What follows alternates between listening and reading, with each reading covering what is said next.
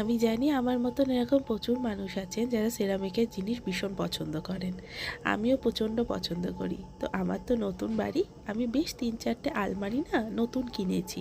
তো তার মধ্যে ঠিক করেছি একটি আলমারিতে শুধুমাত্র আমি সিরামিকের জিনিস রাখবো।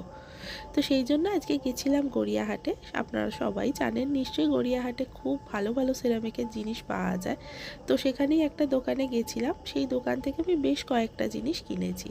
তো দোকানের কালেকশন এত সুন্দর ছিল, তো আমি ছেলেটিকে বললাম যে ভাই আমি একটু তোমার দোকানে ভিডিও করে আমি একটু দেখাবো আমার ইউটিউবে। বললো হ্যাঁ হ্যাঁ দিদি, কোনো অসুবিধা নেই, আপনি ভিডিও করুন।